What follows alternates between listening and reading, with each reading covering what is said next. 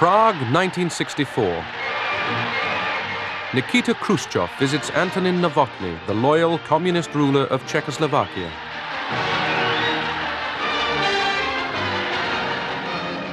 Khrushchev boasted that the Soviet system was dynamic and healthy. Communists were brothers, members of the same family, sharing resources, sharing a joke.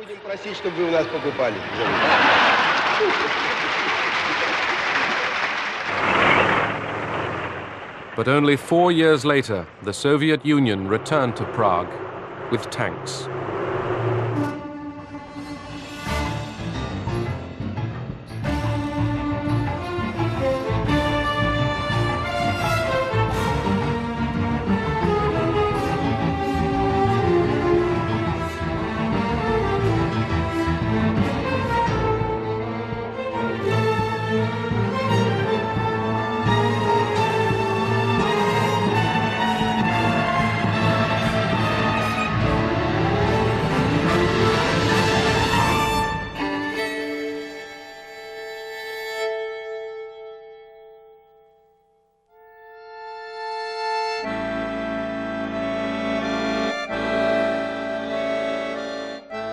Khrushchev brimmed with confidence.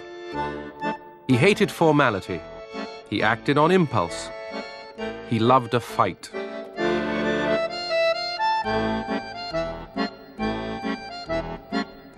He wanted to make the Soviet Union happy as well as glorious.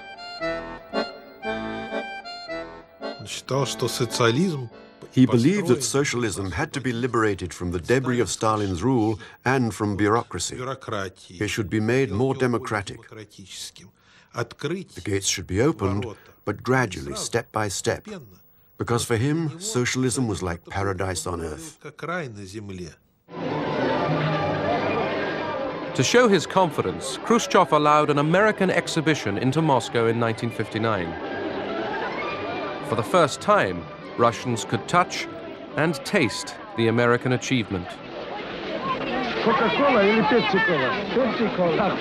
Coca-Cola, Coca-Cola. Some of the women complained sometimes that it smelled like benzene. And men wanted to know if it would make them drunk. But Khrushchev knew that the Soviet Union was beating America in the space race. For Khrushchev, here was evidence that communism meant not just power, but technical progress. The first generation of Soviet cosmonauts, Gagarin, Titov, and the first woman in space, Valentina Tereshkova, became instant national heroes.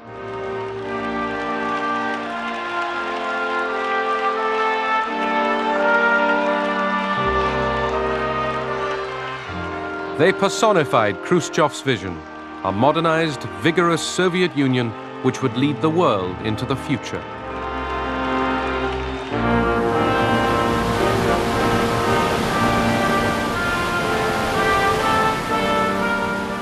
The Soviet Union's natural resources seemed limitless. Khrushchev believed that the Soviet people would work even harder if they were freed from fear and poverty.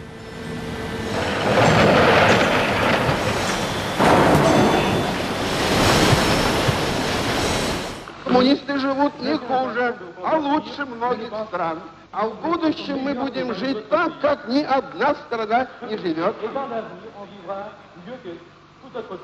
Это я вам говорю. But the Cold War's pressure to rearm kept the old priority for heavy industry alive, especially in the expanding defense sector. They would shout, come on, speed up. But sometimes we used to get irritated because we knew, even without their orders, that we had to hurry up. We knew that there was a threat that bombs and missiles could reach us, so we had to defend ourselves. There was no feeling that we were on equal terms with the West, or that we could come to any agreement. The Cold War also kept huge armed forces in the field. Khrushchev tried to cut them back, but the generals resisted. It was very prestigious to join the military. First, because you earned a higher wage. When I graduated, I was paid 240 rubles, and an engineer only got 120 rubles. Also, I received 5 uniforms, and that mattered. And in the military, you got an apartment. Cities like Sverdlovsk, 900 miles east of Moscow, were dominated by giant armaments plants. Production was a matter of fulfilling or outstripping targets set by the planners in Moscow. Patriotic propaganda kept the workers straining to produce more and faster. We believed that it was our duty to the motherland, and we worked very hard.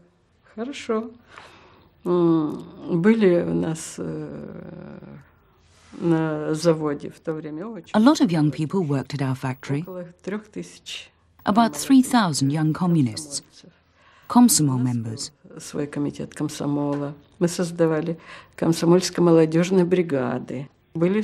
We had our own committee, and we created youth brigades which competed against each other.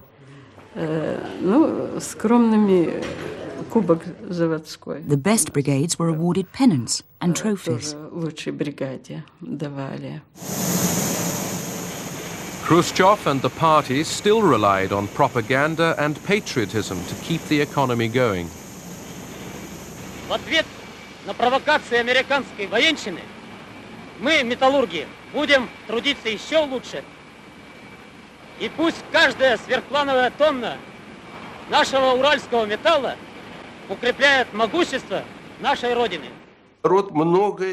People forgave us a lot because of the Cold War. The West didn't only harm us, it also helped us. Because by frightening us, it played into our hands. We could say to the people, tighten up your belts, be patient. We have to wait for a better life and be prepared for the worst. And we use that. We had such a huge country with vast resources. All the people worked. So why were we dressed so badly in whatever we could lay our hands on, and ate whatever there was, and not what we wanted? The explanation was simple. Uncle Sam and the imperialists are making an atomic bomb. So we had to make 2 in order to frighten them. If they made 2 bombs, we had to produce 4.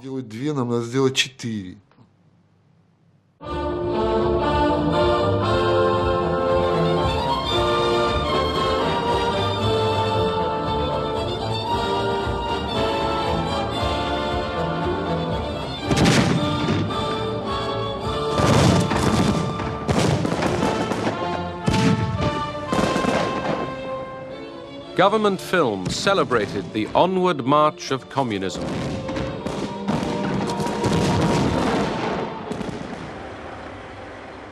But most people in the Soviet Union still lived in hardship and overcrowding.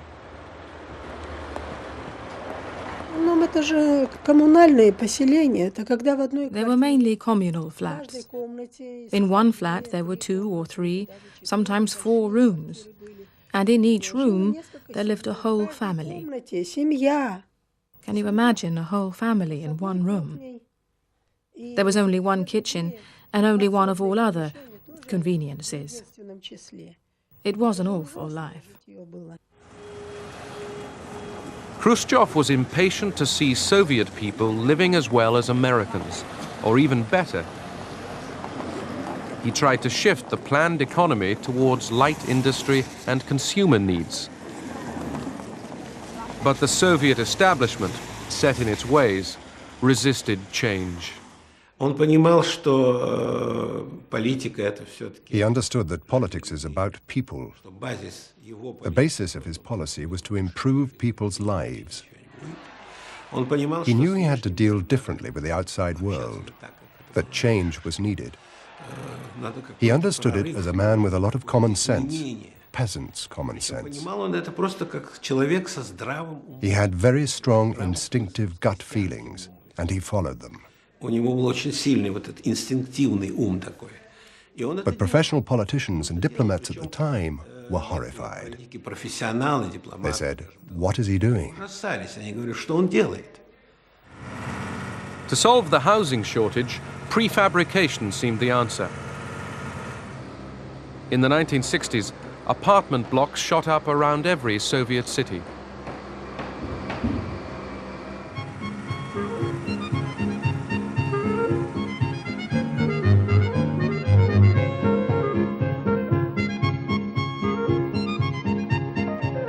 For millions of Russians, it was an opportunity for a new life.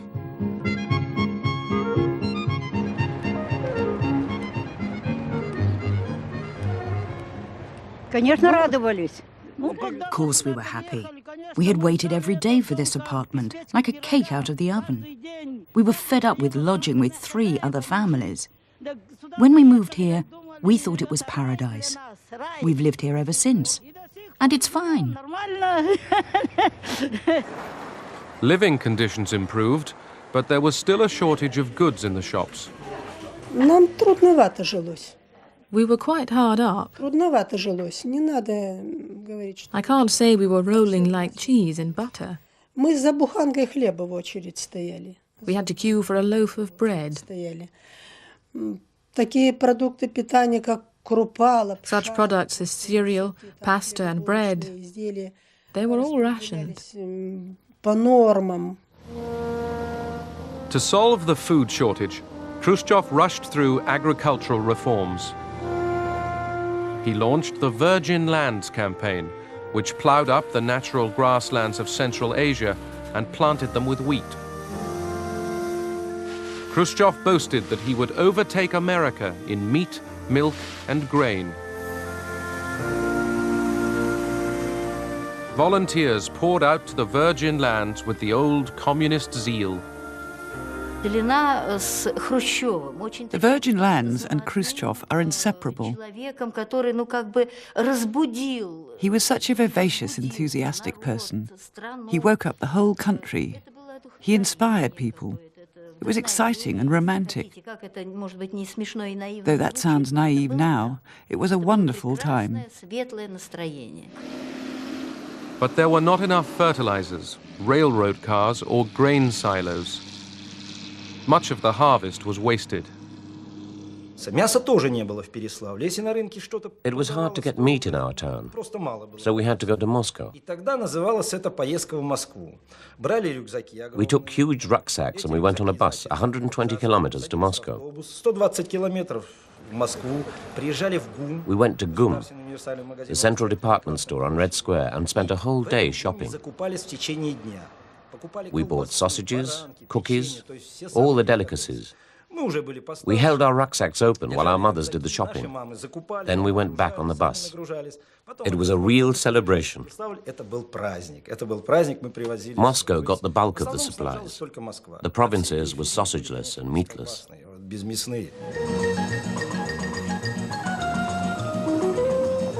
Moscow, the showcase capital city, was allowed special supplies.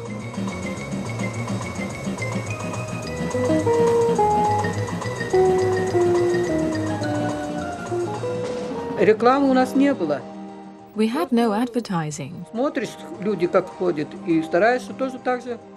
We just looked at what the others were wearing. We tried to keep in step with fashion.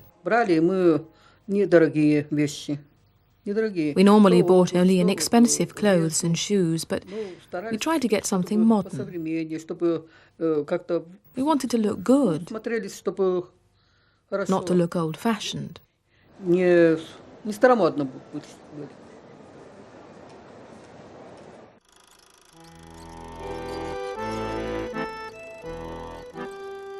People wanted more out of life and found ways to get it.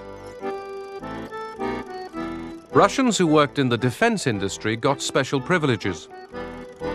Soviet home movies recorded changing behavior, the company picnic.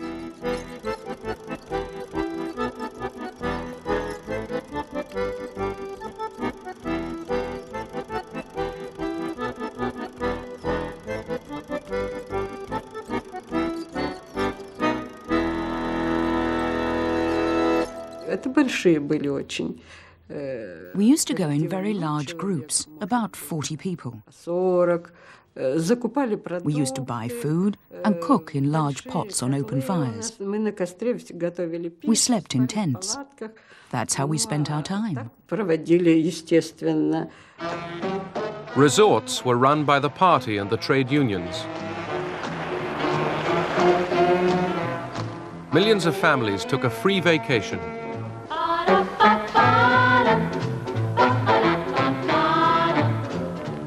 Official films showed the world a new image of modern Soviet man and woman. Western lifestyles were alluring.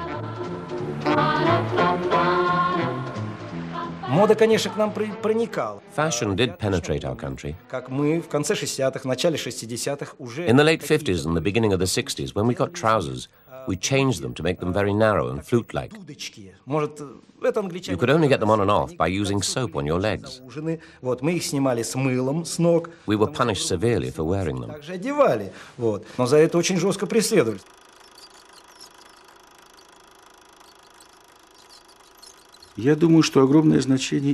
think that the war of the trousers was of great importance.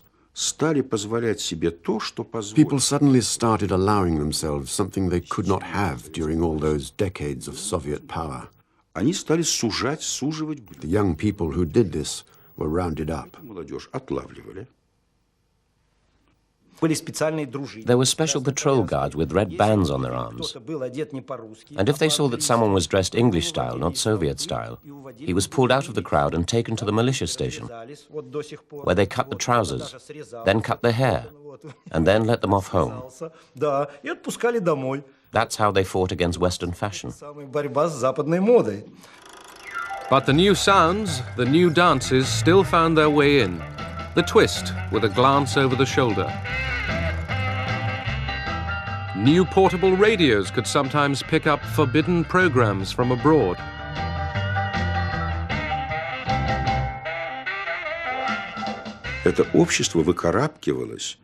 Society was trying to crawl out from under the stones of totalitarianism.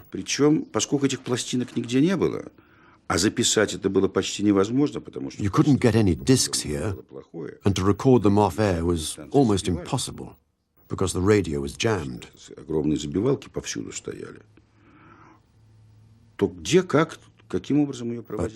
I don't know how, some was smuggled in. Copies were made on X-ray plates and sold illegally.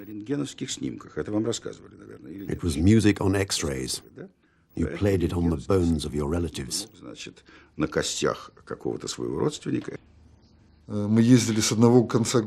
We used to go from one end of town to the other. Paid crazy money for them. Each record cost 1 ruble. That was a lot of money at the time. So I skipped lunch at school for a week, for 2 weeks. Several of us would save up the money together and go and get a record, get back, put the record on, and listen to rock and roll, to Elvis Presley. That was really something. But most ordinary Russians received only what the state approved.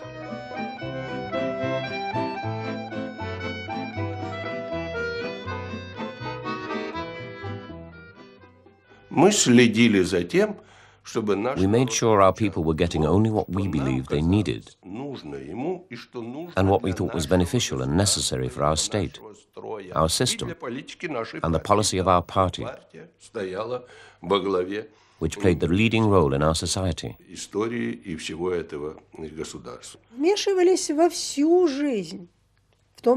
They interfered in all spheres of our life.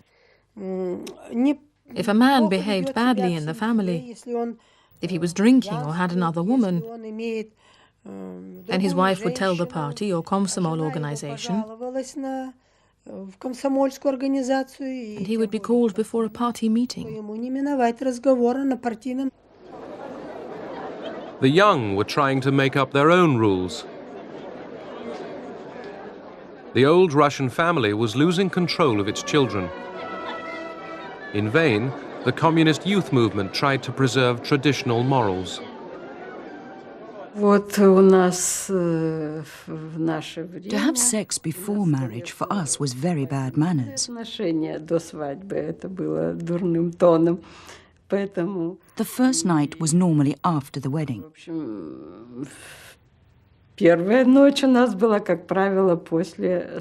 Of course, there were some young people who did not stick to this. They behaved freely. But they were called before the Komsomol committee, where they had to explain themselves. We tried to deal with their emotional conflicts and give them direction.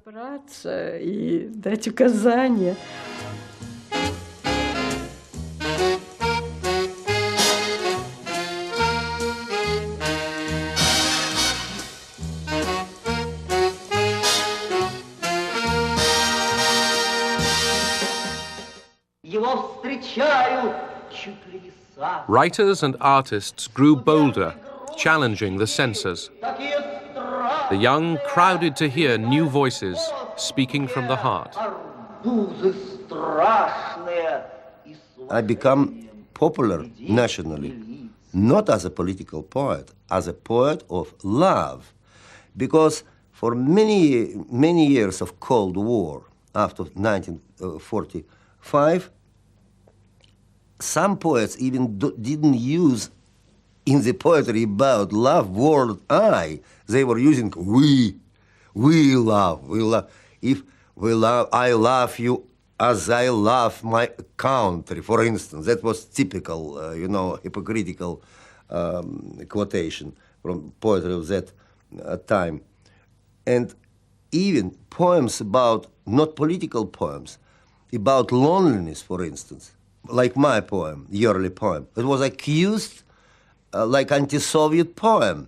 Because if I'm Soviet man, how I could be lonely if I'm member of such a giant collective, like over 2 million of my friends who are working for ideals of communism, something like that. I remember these hypocritical articles. The KGB did not deal directly with artists and writers.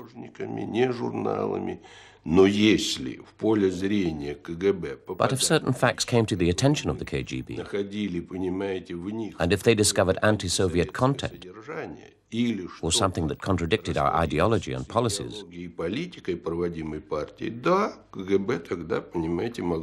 the KGB could get involved and try to find out who started it, why, and what their motives were.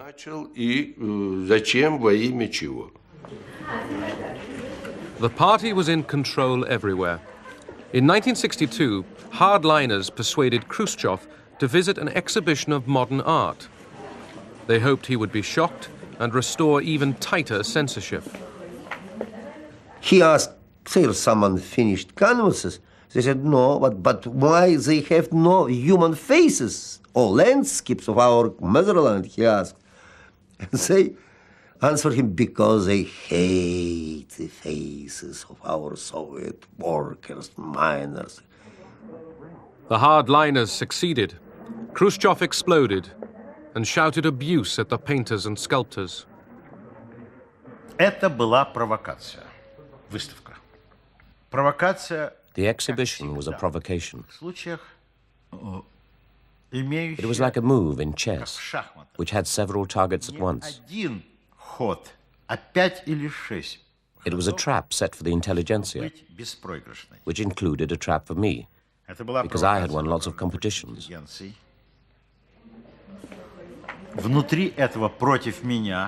And it was also meant to provoke Khrushchev into repression.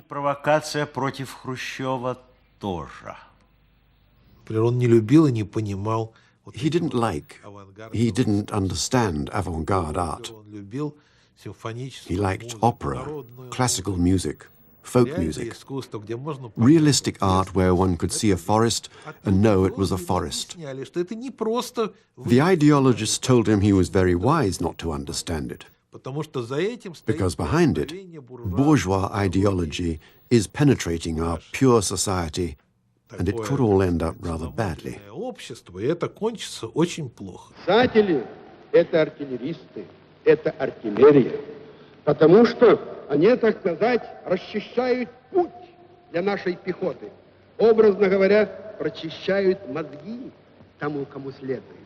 Поэтому бить точно, но бить по противнику, по своим не стрелять.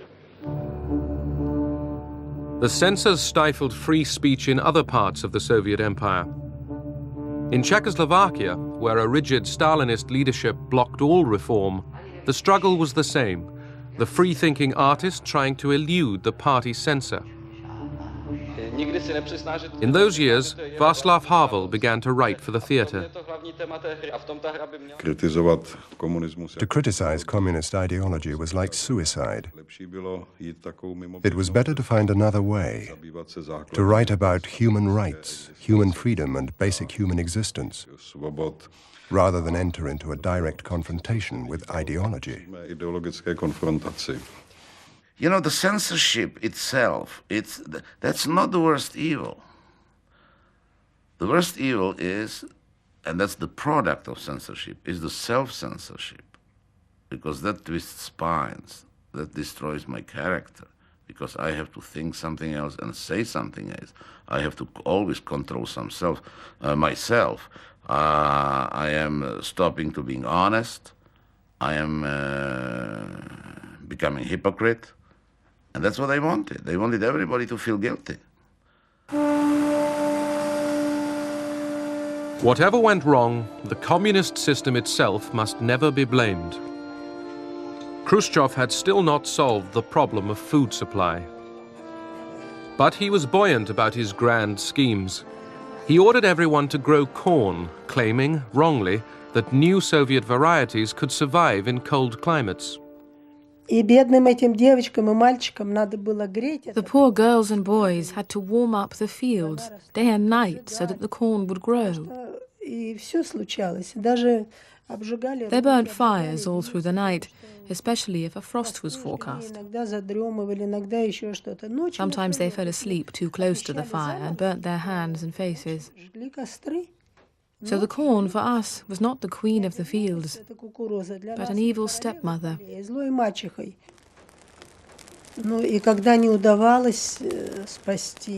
When they couldn't save the crops, despite burning the fires, the boys would put on a brave face. But the girls cried bitter tears, because the crop had died.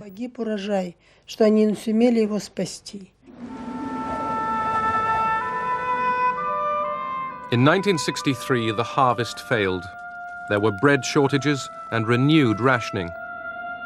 Wheat had to be imported from the West. At least we'd always had bread before.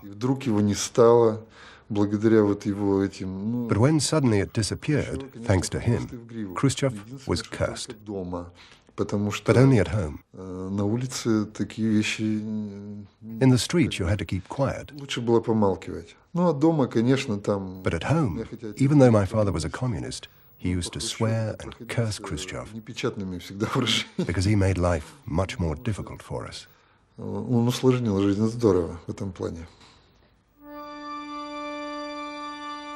The Soviet people, officials and citizens alike, were losing patience with Khrushchev. His great plans all seemed to end in calamity.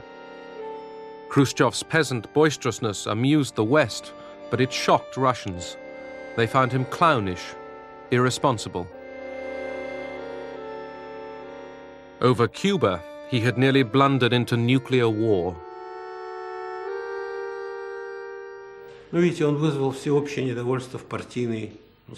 He caused unrest among the party elite. Almost everyone was dissatisfied with him, but for various reasons.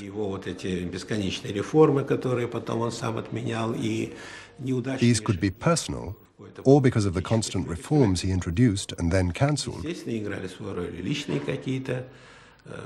or his unsuccessful moves in politics.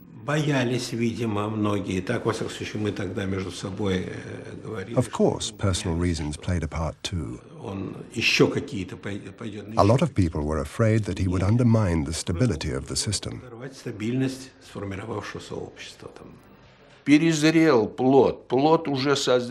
The fruit was overripe. We had to decide quickly, before the fruit fell and started to decay and infect society, because then society would start to rot. That is why we made the decision to depose Khrushchev. It was done quietly, without any blood. The Politburo selected Leonid Brezhnev to lead the attack on Khrushchev. In October 1964, Khrushchev was deposed. I met him.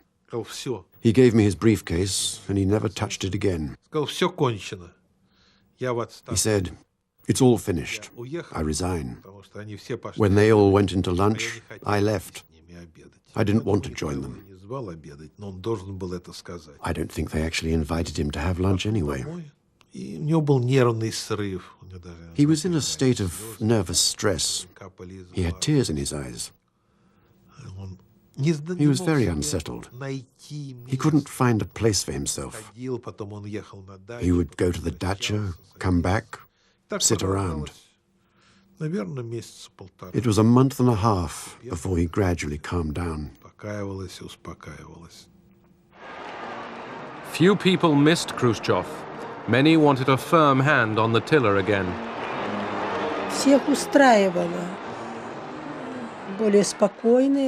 Everybody was satisfied with the wiser, more sensible position taken up by the new leadership, and by Brezhnev in particular. That was our first impression. It was more acceptable to the people because it was more stable. Before that, the situation had been uncertain, and we didn't know what would happen from one day to the next. Stability was restored in the Soviet Union, but unrest stirred in the empire. In Czechoslovakia, the repressive regime of Antonin Novotny still stamped on demands for a more open society. They tried to push back the progress of freedom, but they didn't succeed anymore. We made 2 steps forward, and we were repressed by 1 step, but we gained 1 step always. By February 1968, the Czechoslovak reformers were taking over. Brezhnev flew to Prague to size up the new leader, Alexander Dubček. Brezhnev accepted that some change was inevitable. Alexander Dubček seemed a loyal communist who would alter only what was necessary. By March 1968, Dubček and the new president, Ludvík Svoboda, were in charge, but their reforms were already shocking the rest of the communist world. The reformers were confident that they could bring communism up to date. The party would still lead, but by consent, not force. There would be freedom to speak and write, to travel and organize. There would even be a form of market economy. Dubček's vision was named Socialism with a Human Face. One of the first changes was the ending of censorship. Suddenly the papers were full of truth, revealing the crimes of Stalinist Czechoslovakia. Everywhere, crowds gathered in anxious debate.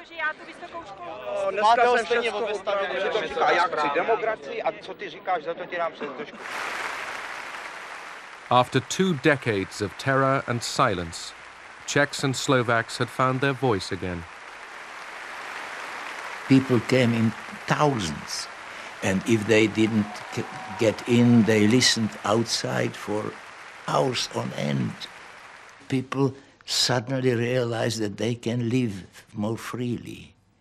And they came very anxious to learn about the new enlarged boundaries of their lives.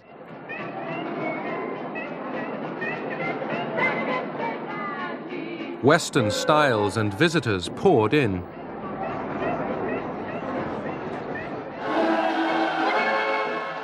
This May Day, there was genuine joy. Trust was growing between the people and their leaders. But could communism be reformed? On the one hand, they wanted to preserve communism and socialism, as they called it. But on the other hand, they wanted to give it a human face, which meant that they wanted to lift the lid a little. But they hoped that the lid would not fly off with the pressure inside the cooker, as it were, that they would still be able to contain the situation. Well, it was funny that, before, in the 50s and like that, people were looking over their shoulders, who could be following you. And if they had some, somebody brought from West some newspaper, it was in the pockets, deep in the pockets. In the 60s, in the euphoria of free press, everybody was talking freely and at the same time looking over their shoulders.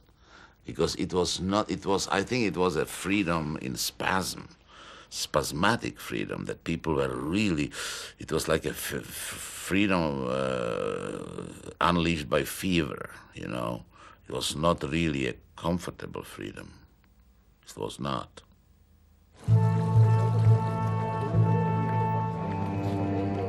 In May, a grim Soviet Prime Minister, Alexei Kosygin, visited the Czechs. Soviet dislike of Dubček's reforms had turned to horror. Moscow feared the Communist Party might lose power. Worse, Dubček might change sides in the Cold War. A few hardline Czechoslovak communists agreed with the Kremlin. Nežadali nic zvláštného. Zastavte rozklad strany. They didn't ask for anything special, just to halt the disintegration of the party, stop anti-Soviet activity and anti-socialist propaganda. Stop the growing voices saying that Czechoslovakia should leave the Warsaw Pact. They said quite openly, we cannot accept it. We cannot allow the border of the West to come right up to the Soviet border.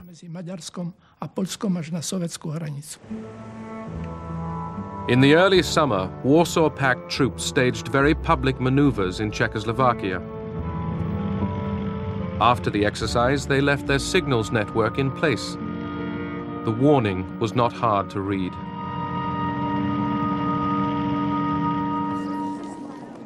Threats from Moscow and the Warsaw Pact failed to make Dubček climb down. In July, Brezhnev, Kosygin and the entire Politburo arrived from Moscow with renewed demands. The situation was quite tense. We came to an agreement that the Czechoslovaks would themselves carry out a certain number of crucial measures to restore order. This involved some changes of personnel, the introduction of tighter control over the mass media, and stricter work among certain layers of society. And the imposition of censorship, because openly anti-communist, anti-Soviet publications and articles had started to appear.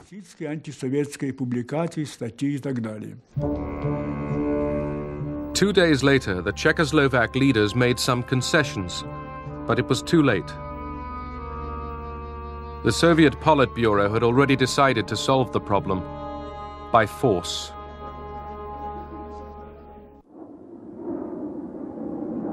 On the night of August 21st, Soviet paratroopers seized Prague airport. Soviet and Warsaw Pact armies burst through the Czechoslovak frontiers.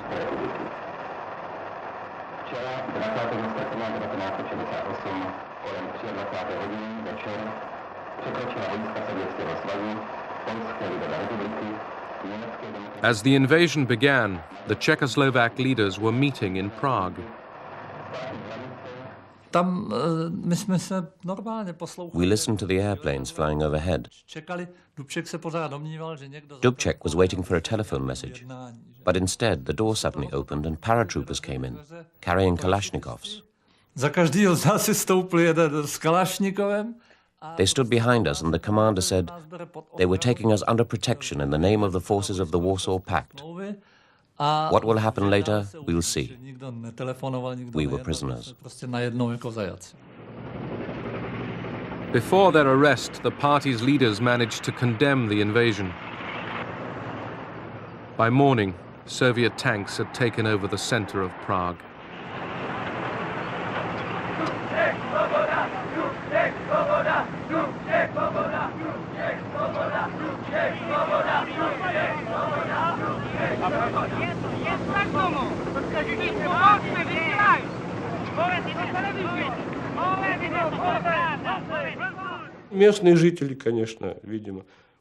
A lot of the population were bewildered. They were surprised. When we'd taken up our positions in front of the target buildings, people started coming up to us, asking, "What's going on? What's happened?"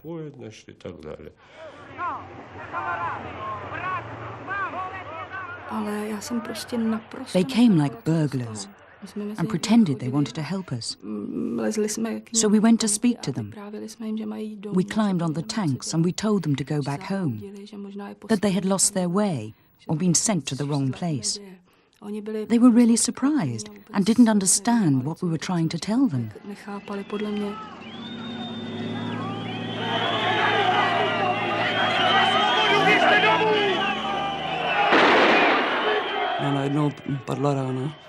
Suddenly we heard a shot. I saw a boy, only 2 meters away from me, fall to the ground. The armored car started to advance. People moved to the side streets. But there were so many of us, we couldn't all fit in those narrow streets. I was at the edge of the crowd. The armored car struck me. There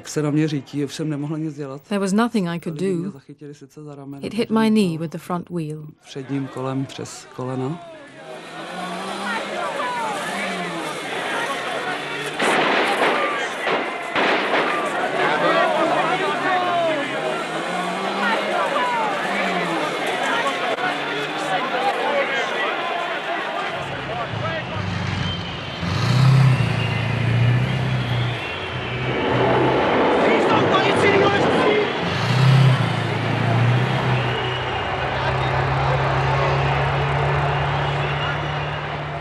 See, I went through the Hitler invasion in 1939, and I must say that the Soviet invasion, 1968, was even crueler impact than the Hitlerite one, because Hitler was our declared enemy. We didn't expect anything from him but the worst. But here, those who for years and decades preached that they are our best friends, our brothers, the guarantors of our independence, came with an army of 500,000 to suppress our drive for a little bit more freedom. They came to crush it, they came to murder it, to murder that attempt to democratize socialism.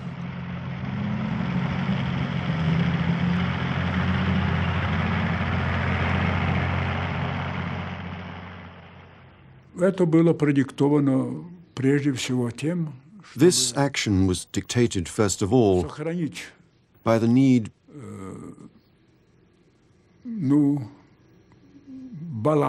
to preserve the balance of power in the relations between East and West.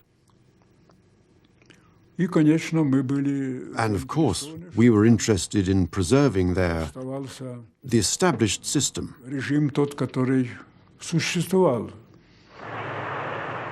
Czechoslovakia's kidnapped leaders decided resistance was hopeless.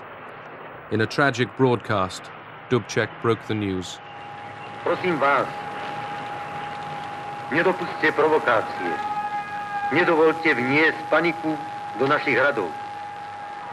Nezostáva nám v ťažkej situácii nič iné. The Czechoslovak experiment, the most daring attempt to marry communism with democracy, had failed.